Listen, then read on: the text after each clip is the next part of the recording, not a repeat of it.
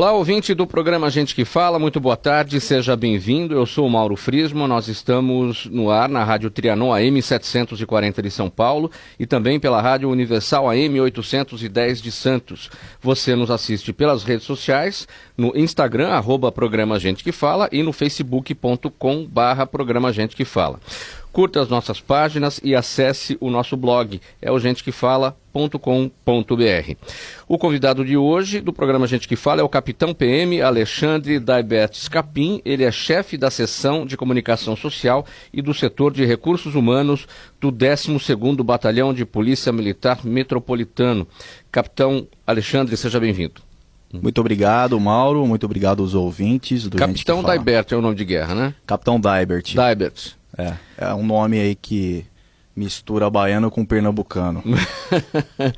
Muito bom. Vamos lá para o nosso primeiro tema, capitão. O policiamento comunitário, programa adotado pela Polícia Militar de São Paulo desde 1997, visa a maior integração do policial militar com a comunidade, provocando uma maior participação do cidadão tanto na segurança quanto na prevenção local.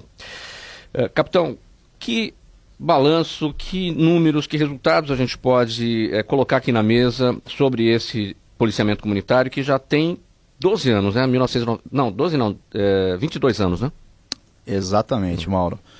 Polícia comunitária, assim mesmo como a qualidade total, direitos humanos, faz parte do que nós chamamos de tripé da filosofia de comandamento. A polícia ela adotou esse tripé como um norte a ser seguido nas normas gerais de comandamento, e a polícia comunitária é um desses nortes a serem seguidos pela polícia, que é buscar a aproximação com a comunidade, trazer a comunidade para participar dos problemas de segurança, baseado no artigo 144 da Constituição Federal, que diz que segurança pública é dever do Estado, mas é direito e responsabilidade de todos. E aí, partindo dessa premissa, a polícia ela busca chegar mais próximo da comunidade, do cidadão de bem, e fazer com que ele também entenda da importância da participação ativa nas questões relacionadas à segurança pública,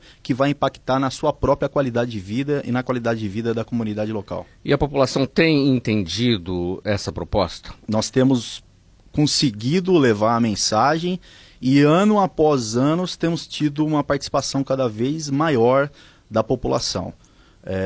O canal mais fácil que nós temos hoje são os CONSEGs, os Conselhos de Segurança, que ocorrem nas respectivas companhias de policiamento, assim como delegacias, em que a figura do capitão, comandante de companhia, a figura do delegado titular, que chefia aquela delegacia, juntamente com os representantes, né, das comunidades locais, se reúnem para discutir sobre segurança, sobre qualidade de vida, envolvendo o maior número de personagens que possa participar dentro dessa premissa. Quer dizer, hoje é preciso levar em consideração que o trabalho de segurança pública é um trabalho de parceria entre a Polícia Militar, entre o poder público e a população. A população não pode achar que, olha, vamos deixar que as autoridades resolvam. Tem que haver um envolvimento também para criar essa mão dupla, ida e volta. Exatamente, Mauro. Não tem como se fazer policiamento, não tem como se ter resultados se a comunidade ela não participar ativamente. Eu sei que o Brasil ele caminha, ele está engatinhando ainda nessa área. Nós temos países, exemplos que poderíamos citar aqui, como o Japão, como os Estados Unidos e outros países, geralmente de primeiro mundo, onde a participação da população ela é muito mais ativa, ela é muito mais presente. Existe uma autorresponsabilidade quando se fala de segurança pública. Porque veja só, nós temos uma premissa de que as demandas são infinitas. Quando eu falo demandas, eu falo de solicitações da presença do policial. Eu falo sobre a participação do policial em determinados locais que nós chamamos de AISP, áreas de interesse de segurança pública. Só que os recursos, tanto humanos quanto materiais, são escassos. Então eu vou citar aqui uma companhia que eu comandei na área do 12º Batalhão, que é a primeira companhia, para quem conhece aquela região ali do Campo Belo, de Moema, Planalto Paulista, Brooklyn Velho, vai saber imaginar um pouco do que eu vou dizer. Eu tive aí a iniciativa de contar quantos quarteirões tinham na minha área de atuação, que era basicamente circundado pela Avenida Bandeirantes, pela Indianópolis, pela Santo Amaro, pela Vereador José Diniz e pela Vicente Hall. A grosso modo seria isso, tá? Um grande quadrilátero. Um grande quadrilátero que representava mais ou menos 1000 quarteirões. Então veja só, quando eu digo que as demandas são infinitas e os recursos humanos e materiais são escassos, eu estou querendo dizer que naquela companhia eu tinha 10 viaturas para fazer o policiamento em 1000 quarteirões. Cada viatura ela é composta por 2 policiais, ou seja, eu tinha 20 policiais por turno de serviço. O turno de serviço ele começa às 6 da manhã, vai até às 18, não para, são 24 horas. A próxima equipe entra às 18, vai até às 6. A terceira equipe entra às 6, vai às 18. E a quarta equipe entra às 18, vai até às 6 da manhã. Precisamos de 4 equipes para isso. Eu te pergunto, quantos quarteirões uma viatura tem que cuidar dentro dessa área minha, que tinha 1000 quarteirões? Cada viatura cuidava de 100 quarteirões. Ou seja, o policial, ele não é onipresente, ele não é onisciente. É impossível, é humanamente impossível você falar que você está em todo lugar a todo momento.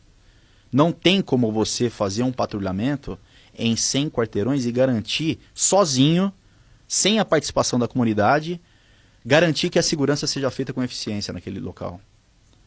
E quando eu digo isso, eu estou dizendo de um batalhão muito privilegiado aqui no estado de São Paulo, que a área é uma área diferenciada. Porque é uma área nobre. É uma área que tem a Assembleia Legislativa do estado de São Paulo, é uma área que tem o Círculo Militar, é uma área que você tem o aeroporto de Congonhas, é uma área que você tem inúmeros shopping, o Shopping Ibirapuera, o Shopping Morumbi, o SP Market.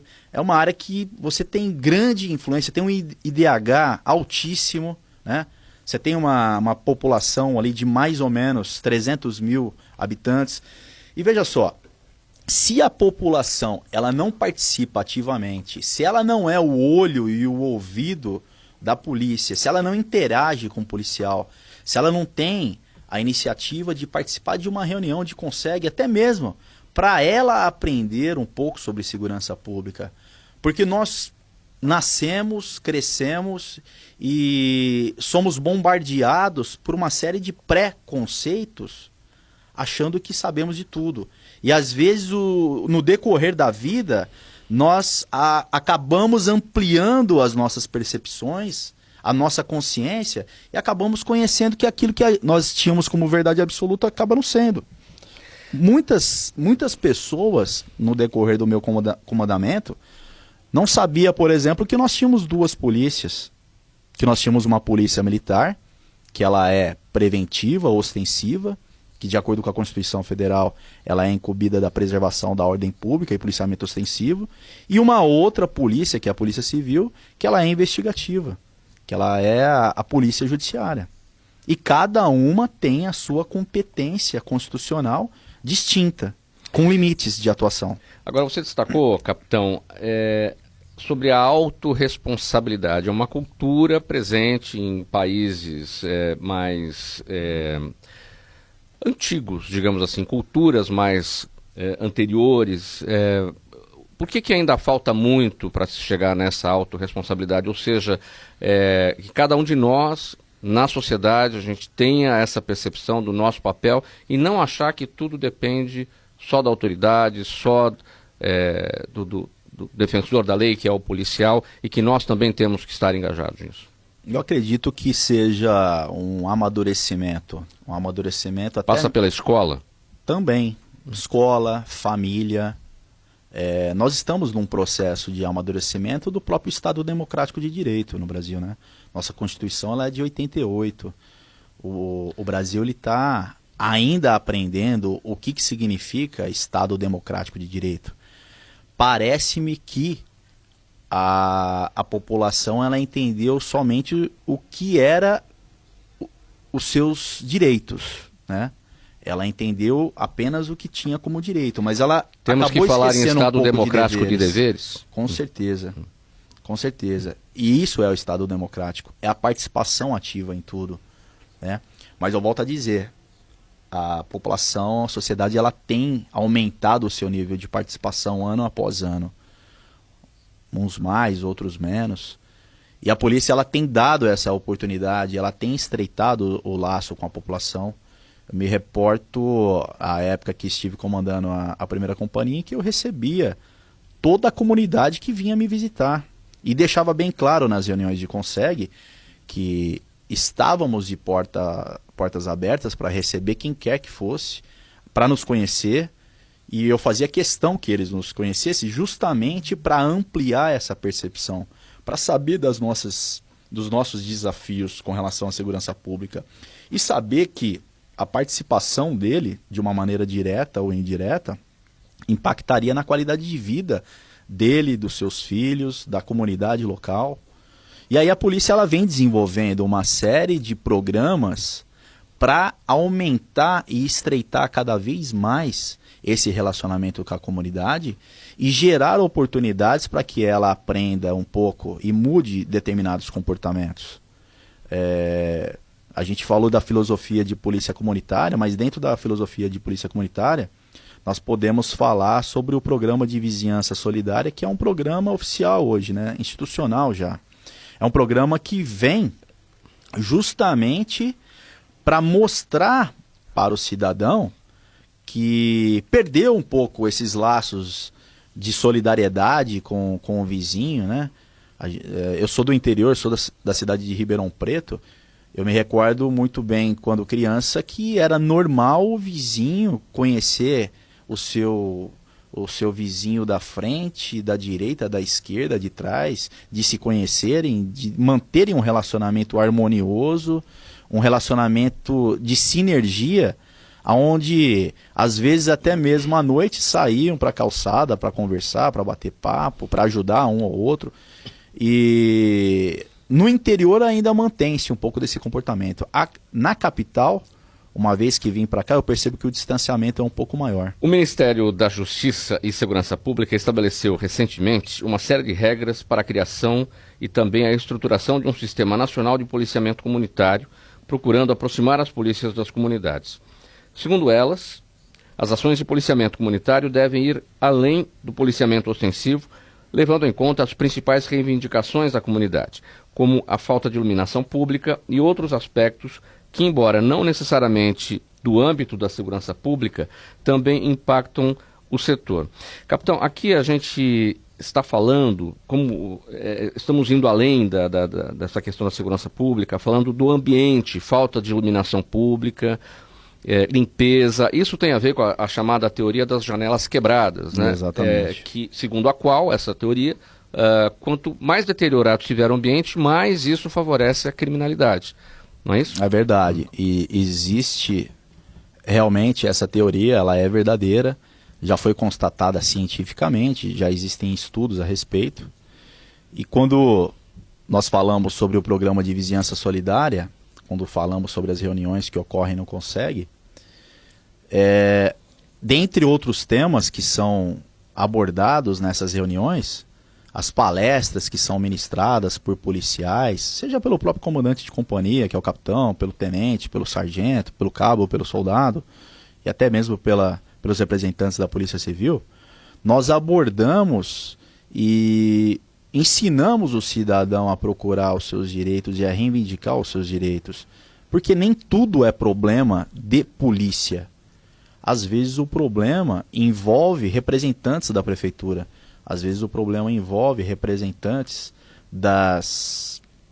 do poder público do geral. Poder público de maneira geral, exatamente. A grande maioria são representantes da prefeitura. Que né? é a situação local, né? Que é a situação local, né? E aí nós ensinamos ele a envolver representantes da CT, representantes da iluminação pública, representantes do saneamento básico, da fiscalização geral.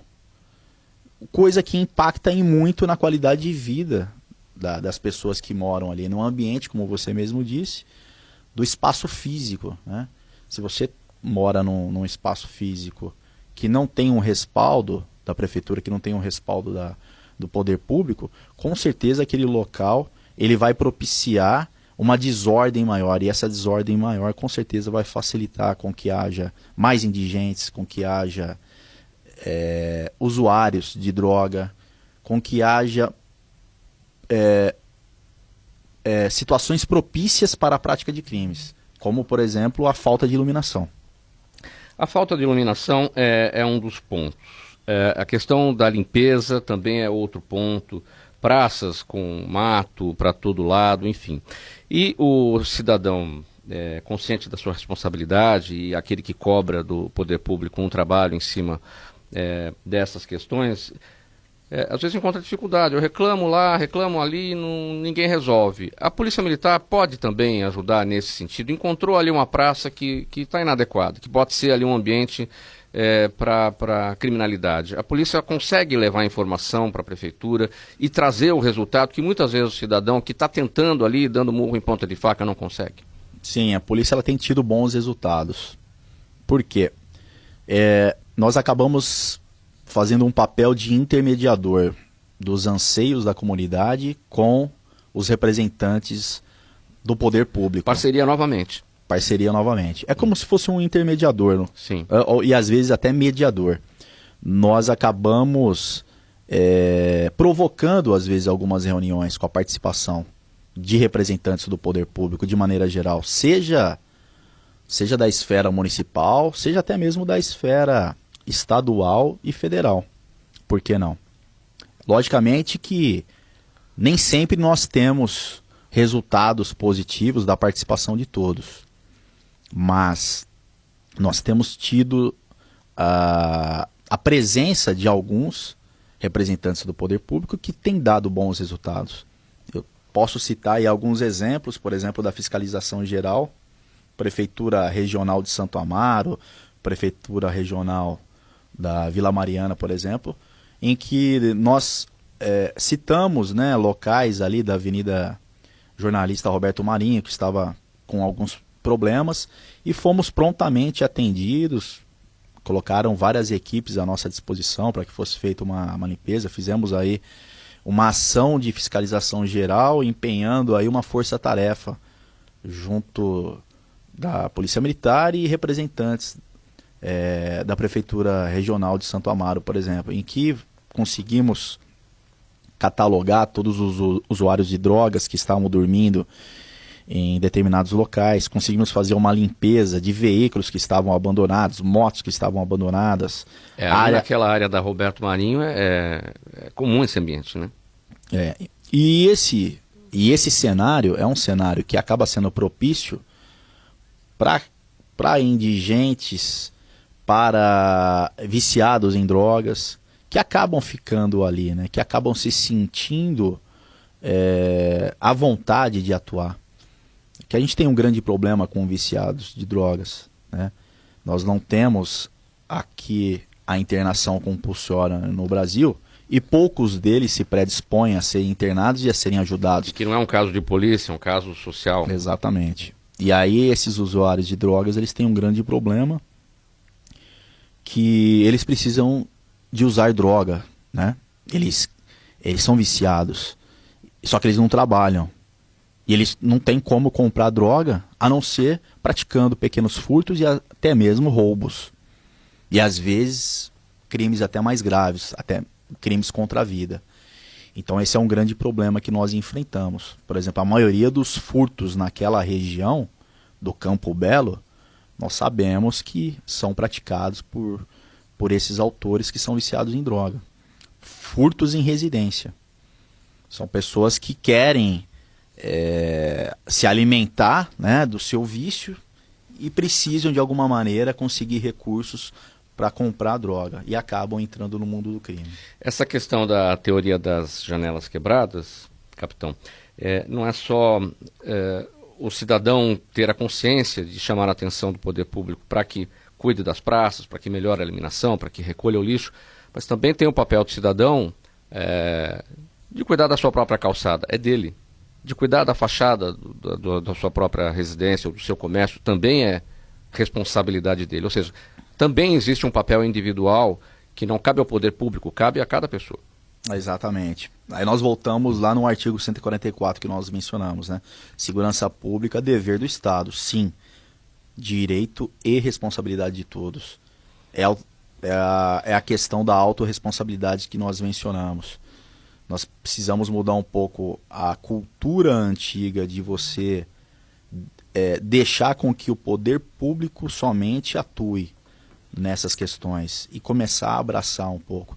E nós temos visto muitas ações com a participação da sociedade, com iniciativas muito gratificantes, sabe? Inclusive na ajuda de recuperação de drogados. Eu tenho visto aí a participação de igrejas com relação a isso, eu tenho visto a participação de ONGs com relação a isso. Pessoas que acabam se sensibilizando e ajudando de alguma maneira. E aí eu volto no papel da polícia, dos representantes da Polícia Civil, da Polícia Militar, que tem esse papel de orientar, chamar a atenção e de repente despertar na pessoa esse senso crítico. O que você está fazendo para melhorar a segurança pública do seu bairro, da sua rua, do seu quadrilátero? O que você tem contribuído? Porque não basta você dizer que eu sou honesto, eu estou fazendo a minha parte, eu não pratico nenhum crime. Não é só isso. Isso é obrigação. Isso é uma obrigação de todos. É realmente você arregaçar as mangas e participar. Ser mais ativo nos assuntos que dizem respeito à segurança pública. Porque o termo segurança pública ele é muito abrangente, ele é muito complexo. Ele é muito mais complexo do que nós imaginamos. Segurança pública pressupõe qualidade de vida. Segurança pública não é só a responsabilidade da polícia. Envolve educação, envolve saúde, envolve saneamento básico, envolve um ambiente salubre para se morar. Então, assim, são muitos aspectos que estão relacionados à segurança pública e diretamente à qualidade de vida. Existem ganhos aí importantes proporcionados pelo terceiro setor, né? Que são aqueles voluntários, digamos assim, que vão, por exemplo, lidar com usuários de drogas e oferecer algum tipo de trabalho social. Com certeza, o terceiro setor ele tem uma participação muito ativa nessas questões. Eu acredito que se não fosse o terceiro setor, muitos avanços que nós tivemos na área de segurança pública não teria acontecido. E aí a gente poderíamos englobar dentro desse terceiro setor a participação, né, de igrejas, que às vezes não faz parte de ONG, mas tem uma grande participação também com relação a essa qualidade de vida de maneira geral. Quando a gente fala qualidade de vida, a gente lembra do termo saúde. O termo saúde, de acordo com a própria Organização Mundial da Saúde, diz que saúde é o completo bem-estar físico, psíquico, social e até mesmo espiritual, por que não, né? Que é o que nós chamamos do quadripé, que alinha o ser humano. Agora, chamando mais atenção aí da autorresponsabilidade das pessoas, existe aí um quesito muito importante que chama-se mudança de comportamento. Quando eu falo mudança de comportamento, eu me refiro a você adotar comportamentos que irão minimizar a chance de você ser vítima. O crime ele tem 3 atores. O crime ele tem o autor ou criminoso da prática delituosa, ele tem o ambiente e ele tem a vítima. O que é mais fácil para nós lidarmos para evitarmos que o crime ocorra?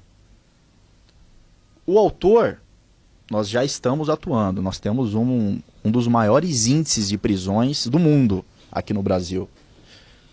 Pra você ter uma ideia, o estado de São Paulo, de maneira geral, ele tem mais de 250 unidades prisionais. Está caminhando aí para passar de 300. Nós temos, só de policiais militares na ativa, quase que 85 mil homens, trabalhando diuturnamente, efetuando diversas prisões diárias. A questão é, nós vamos continuar só atuando nesse ator, que é quem pratica o crime? Ou será que nós também não devemos olhar para a vítima e para o ambiente? E aí dentro do ator vítima, que entra o papel da orientação e de mudança de comportamento. A vítima, ela precisa contribuir mudando comportamentos. Que comportamentos são esses? Às vezes, evitar de andar com o celular em local que você sabe que é um local que tem alto índice de roubo ou de furto de celular. Ou se estiver andando com o celular ostensivamente, que você entre em determinado estabelecimento comercial para se proteger. E que você, pelo menos, esteja atento àqueles autores de pequenos furtos ou roubos que passam aqui de bicicleta, como às vezes ocorre alguns crimes dessa natureza, aqui próprio na própria Avenida Paulista e na área do nosso batalhão também. Então, quer dizer, quando você orienta a vítima e fala para ela: cidadão, existe o crime de furto e roubo de celular. Ponto. Isso daí é ponto pacífico. Existe. Existem determinados locais que têm uma incidência maior ou menor. Se existe o crime, mude o seu comportamento. Para que você vai ficar tirando selfie totalmente desatento com quem está atrás, com quem está do lado, mostrando que você está com um celular que às vezes custa 4, 5 mil, alguns custam 10 mil reais, e que é objeto de procura por esses criminosos? Então, a realidade é essa. Então, temos que adotar determinados comportamentos para minimizar a chance de sermos vítima também. Exemplo, nós tínhamos muito problema na nossa área de roubo de veículos. Quando nós fomos fazer um estudo com relação às vítimas, qual que era o comportamento que ela adotava que facilitava a ação dos marginais, né? Qual que era o modus operandi dos marginais? Eles esperavam a vítima encostar o veículo, ou porque estava esperando namorada, ou porque estava esperando um parente, ou porque estava mexendo no celular, e ele aproveitava dessa distração da vítima para ir lá e tomá-lo de roubo.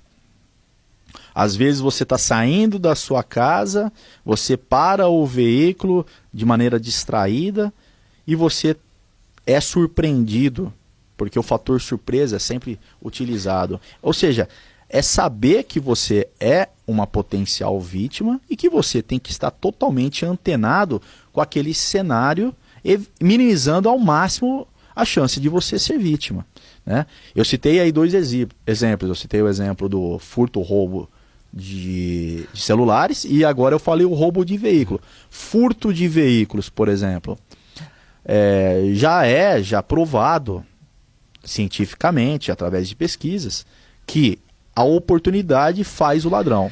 O ladrão geralmente ele vai num veículo que tem o mínimo possível de segurança. Ele vai no veículo que tem o mínimo possível de dispositivo de segurança. Se você tem um alarme, se você tem travas de segurança, se o seu veículo está muito bem estacionado, se o seu veículo está totalmente travado, você está dificultando a ação do marginal. Ah, capitão, quer dizer então que é garantido que ele não vai ser furtado? Eu não estou falando isso. A palavra-chave é minimização. E aí, muitas vítimas largam seus veículos abertos.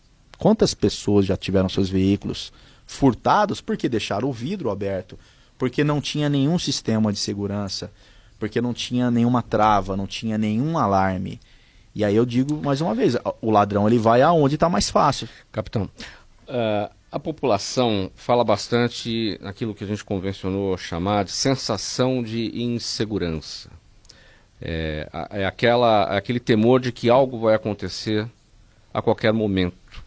O que é que determina essa sensação de insegurança? Vamos considerar aqui a Avenida Paulista, onde nós estamos. A emissora fica aqui na Avenida Paulista, nós chegamos por ela para poder estarmos aqui onde estamos agora. É uma área nobre, não temos aquela questão da teoria das janelas quebradas, porque o ambiente é organizado, é limpo, é uma área nobre da região da cidade. E as pessoas andam com seus celulares, ouvindo música, falando, às vezes conversando. Mas de repente é um local de grande movimentação, vem alguém ali de bicicleta e pronto, pega o o celular de alguém. Por que aqui não se tem essa sensação de insegurança e as pessoas se arriscam a andar com celulares no meio de uma multidão? O que determina essa sensação? Olha, aqui eu não me sinto inseguro, portanto vou usar o meu celular. Palavra-chave quando nós falamos de sensação, percepção, é justamente o que se percebe, né? Qual é a percepção que a pessoa tem baseado nas informações que ela detém, né? Aí eu volto a dizer, se a pessoa ela é bem informada, se a pessoa ela sabe qual que é o índice criminal daquela região, ela começa a ter uma classificação do seu estado da mente perante a verdade. Ela começa a saber classificar o que é certeza, o que é opinião, o que é dúvida e o que é ignorância. Então, muitos acabam tendo essa falsa percepção baseada em achismo. Eu vejo um crime acontecer na imprensa e eu acho que aquele crime, de repente, acontece todos os dias.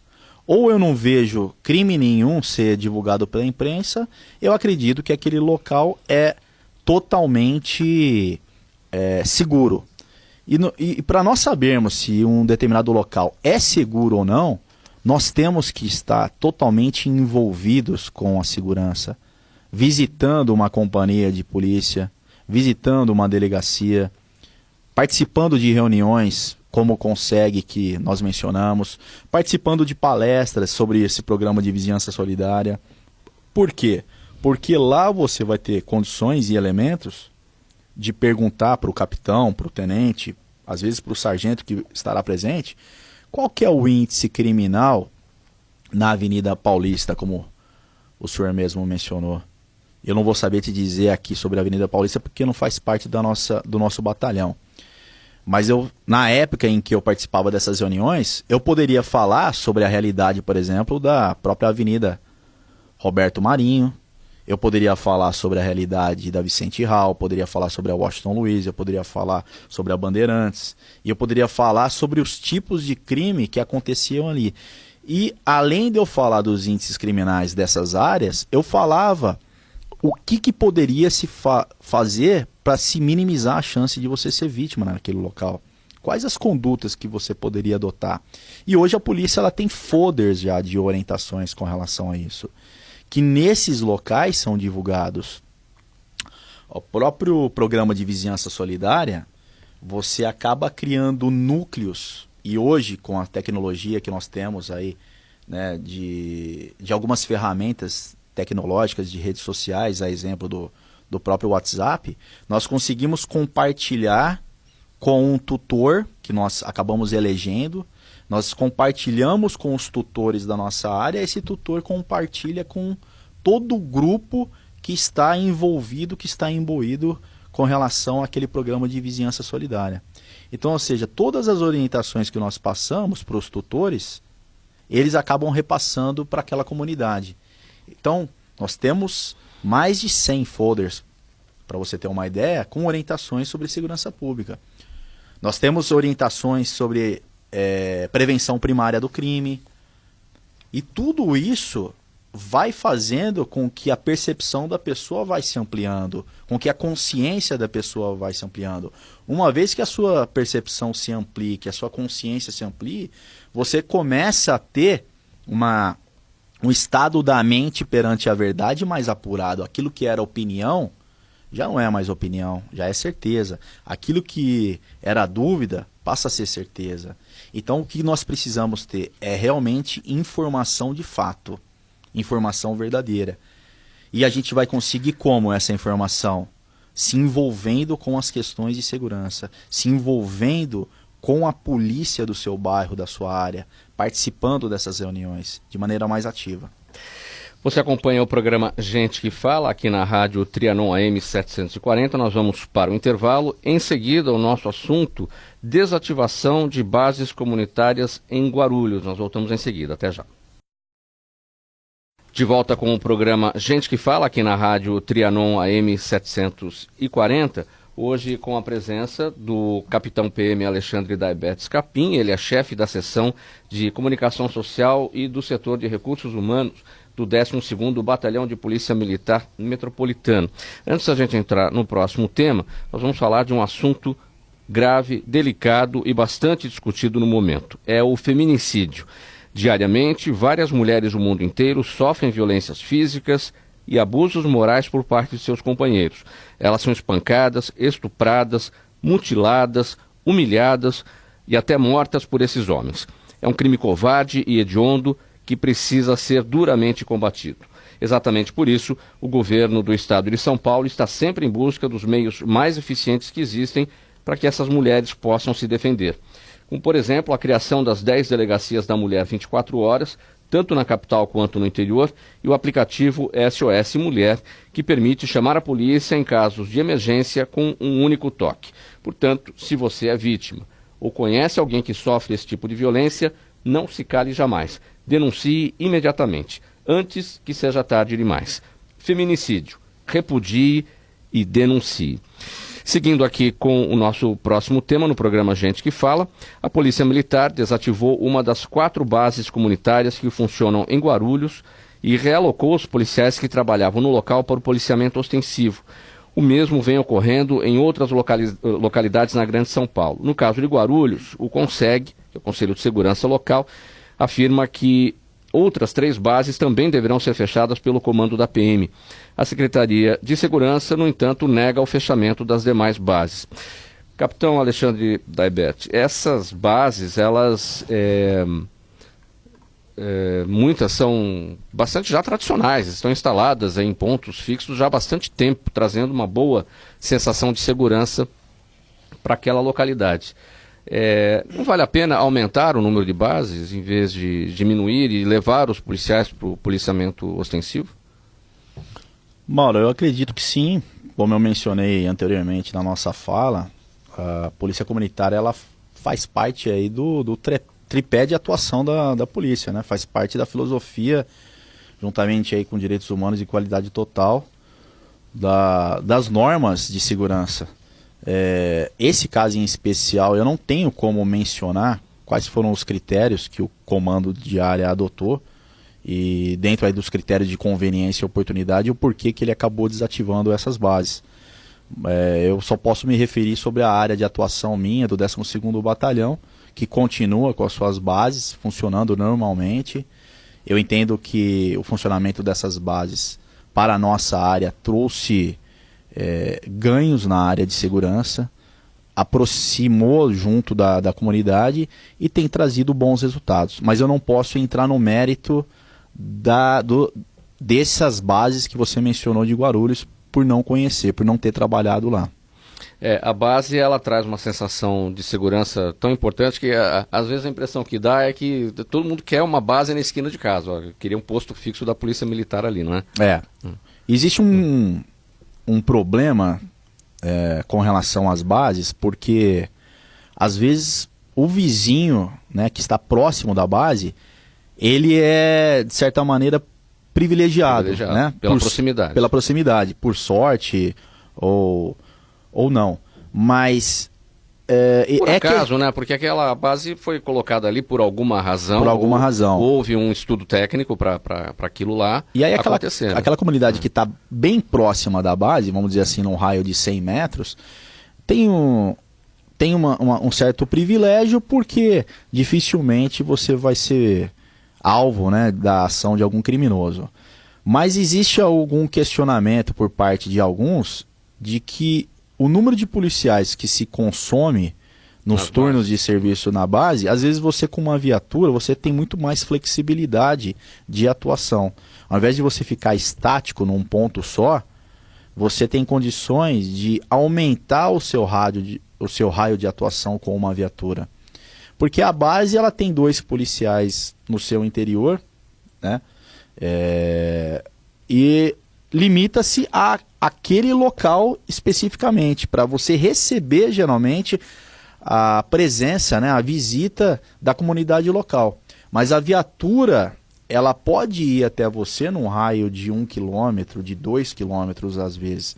Então ela tem uma maior flexibilidade de atuação, ela tem uma abrangência de atuação muito maior do que a base. E aí, cada comandante, dentro aí dos critérios de oportunidade e conveniência, vai entender o que é melhor para a sua área de atuação.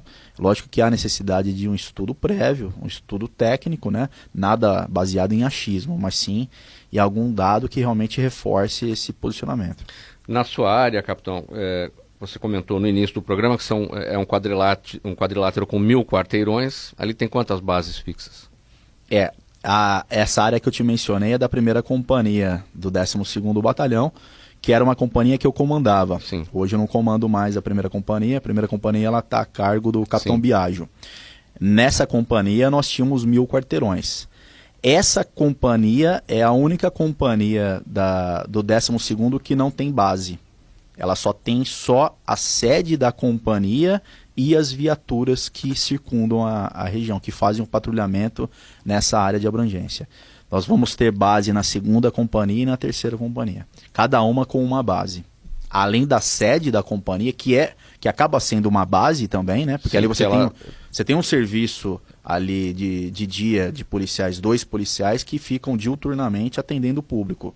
Além da base da companhia, você tem outras bases em outra região também que vai fazer o mesmo atendimento.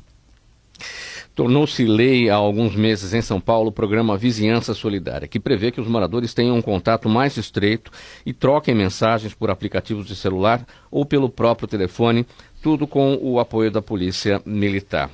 Capitão, esse é um tema recorrente aqui no Gente que Fala. A gente sempre toca nesse assunto para falar da vizinhança solidária. Nunca é demais falar a respeito sobre essa interação ou essa integração entre as pessoas no sentido de trocar mensagens e ajudar a Polícia Militar no combate ao crime. Exato, Mauro. Como eu havia mencionado, o programa de vizinhança solidária ela cria a adoção de mecanismos dentro da filosofia de polícia comunitária de estímulo à mudança de comportamento dos integrantes de determinada comunidade. Ela busca a conscientização de que a solidariedade entre os vizinhos, em termos de segurança, pode vir a ser uma ferramenta facilitadora do policiamento preventivo eficiente e eficaz. Ele objetiva reduzir os indicadores criminais, né? Então, ou seja, a ação de prevenção primária, que é a mudança de comportamento da comunidade, dos cidadãos daquela comunidade, é que vai impactar nos índices criminais. Então a polícia, ela está trabalhando diuturnamente, ela está prendendo, ela está abordando, ela está atendendo as ocorrências, mas é essa mudança de comportamento, é esse entrosamento da comunidade, das pessoas que fazem parte daquela comunidade, é que vai facilitar por meio dessa aproximação, por meio da ferramenta que nós utilizamos, né, que é o WhatsApp, que vai fazer com que seja compartilhado informações, que vai ser compartilhado orientações para essa mudança de comportamento que nós mencionamos, para essa amplitude da percepção e da consciência de cada um. E aí, logicamente, por meio da autorresponsabilidade que nós mencionamos, né? Cada um fazendo a sua parte, cada um ajudando um ao outro em busca da melhora da qualidade de vida de todo mundo. Capitão, como é que se forma um desses grupos de vizinhança solidária para que esse trabalho de apoio à polícia funcione por meio das mensagens? Pois então, há necessidade de que nós tenhamos voluntários, né, que queiram estar participando ativamente. Uma vez que o cidadão ele procura o comandante de companhia e demonstra vontade de participar de um determinado grupo, o capitão ele vai perguntar onde exatamente que ele mora e vai verificar se na sua companhia já existe algum grupo desse programa de vizinhança solidária. Se houver já algum grupo, é porque já existe um tutor naquela região. Ele simplesmente vai pegar os dados desse cidadão, vai passar para o tutor e vai pedir para que ele seja adicionado ao grupo de WhatsApp. E aí, tudo que for mencionado nesse grupo de WhatsApp, esse cidadão ele vai ter conhecimento. Todas as palestras que forem marcadas para se tratar sobre assuntos relacionados à segurança, ele será cientificado por meio do grupo e estará participando para receber essa carga de informação. Me lembro que por diversas vezes eu recebi convites de síndicos de prédios, e aí, quando eu falo síndico, eu estou mencionando condomínios, às vezes que tinham 8, 10 prédios, em que conseguimos reunir às vezes 50, 100 pessoas numa noite para falarmos sobre segurança pública. Então, compensa às vezes nós gastarmos aí 2 horas para falarmos sobre segurança pública, justamente para provocar essa mudança de comportamento no cidadão. E nós tivemos vários feedbacks de pessoas que vieram nos reportar, que agradecia aquela oportunidade de ter ouvido o que ouviu naquela noite, porque tinha um pré-conceito sobre segurança pública, porque às vezes não conhecia como que funcionava, como que ele poderia contribuir para a segurança pública. Está dentro daquela autorresponsabilidade. Está dentro daquela autorresponsabilidade, justamente.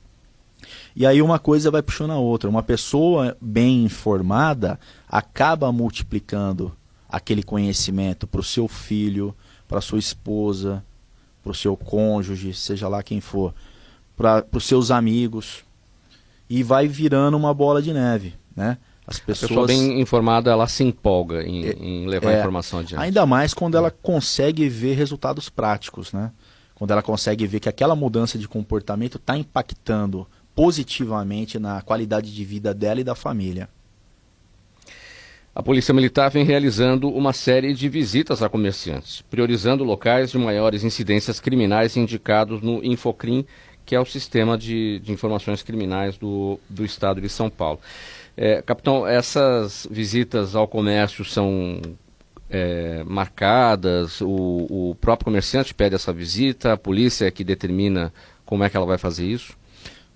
Pois então, isso daí também faz parte do programa de vizinhança solidária, porque uma vez que nós temos acesso aos boletins de ocorrência eletrônico e por meio deles nós temos acesso aos crimes que foram praticados, nós acabamos fazendo as visitas solidárias, que nós chamamos, né?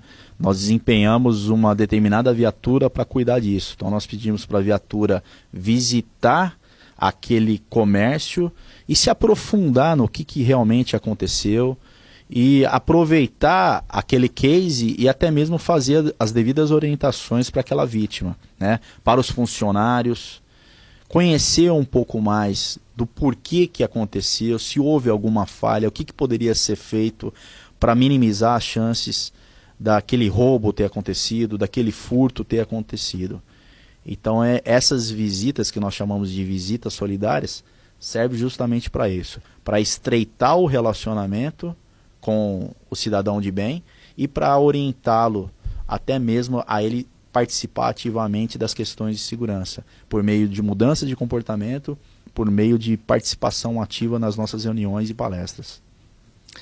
Nesses casos, a Polícia Militar quer verificar exatamente o que no comércio? A possibilidade de ação dessas pessoas numa situação de crime? Qual é o objetivo? No caso da Polícia Militar em especial, nós não temos o objetivo de investigar, até porque não cabe a nós investigarmos o crime. Cabe à Polícia Civil, mas o objetivo... Exatamente, o objetivo nosso é entender a maneira em que aconteceu aquele crime e verificar o que ele poderia ter feito de diferente para minimizar a chance dele ser vítima. Né? Então nós tentamos entender se por acaso tinha alguma janela que facilitou a entrada do autor do furto, se tinha alguma porta que poderia ser reforçada para evitar um arrombamento, se ele tinha alarme, por que o alarme não funcionou. Então, tudo que nós verificarmos que poderia ter sido evitado, ou poderia ser adotado um comportamento diferente, nós vamos aproveitar o momento para abordar sobre o assunto e vamos até trazer esse case para ser citado em outras ocasiões, em outras palestras inclusive, ou reuniões de CONSEG. Então essas visitas acontecem em comércios. Vocês vão até o comércio que tenha... Não só comércio, às vezes nós vamos na residência do cidadão da nossa área. Gente que foi vítima de criminalidade. Exatamente. Que vocês podem orientar para que não ocorra novamente. Aonde tiver campo para ter orientações, aonde tiver campo para a polícia se mostrar presente, né? Não somente na hora do fato, mas após o fato, né? Com mais calma, conversar com o cidadão, saber o que ele pode estar fazendo para reforçar, às vezes, a sua casa, o seu comércio, para evitar de ser vítima novamente de furto, por exemplo, né? Ou até mesmo roubo.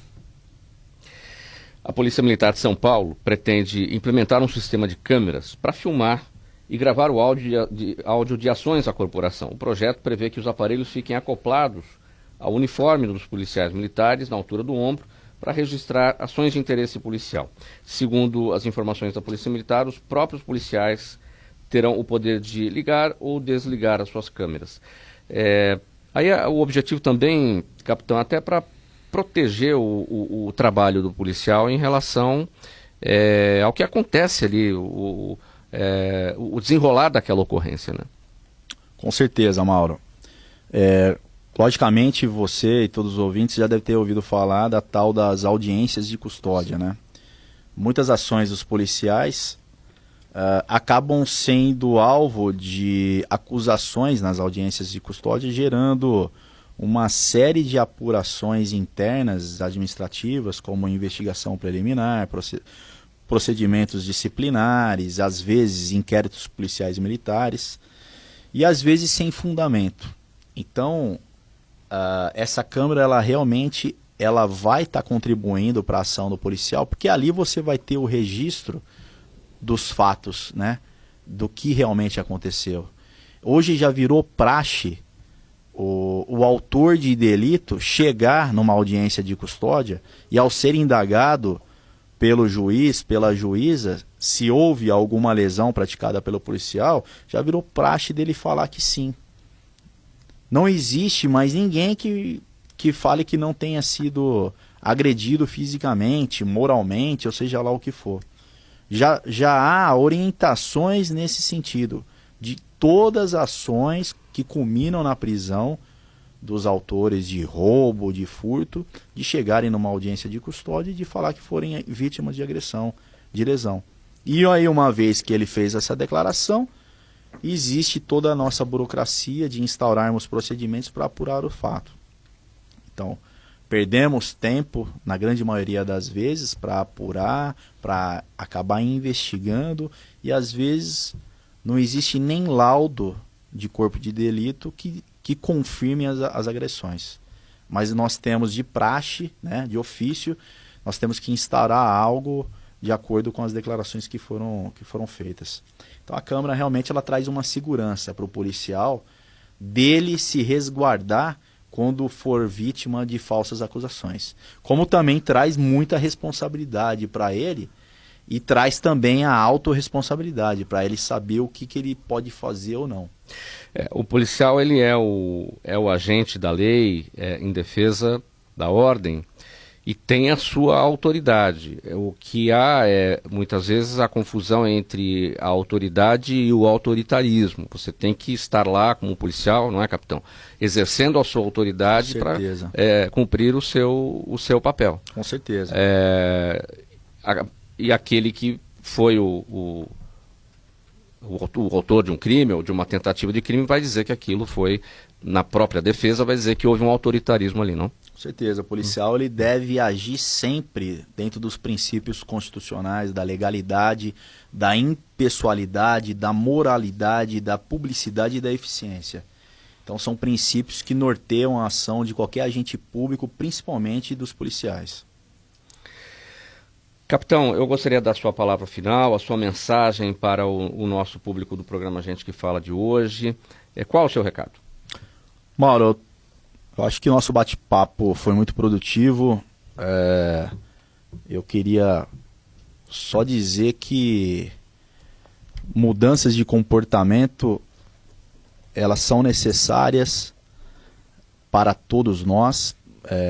Quando você muda o seu modelo mental, quando você muda o seu mindset sobre determinada área do conhecimento, você amplia a sua percepção, você amplia a sua consciência, e isso faz com que você realmente saiba aquilo que é certeza, aquilo que é opinião, aquilo que é dúvida, aquilo que é ignorância.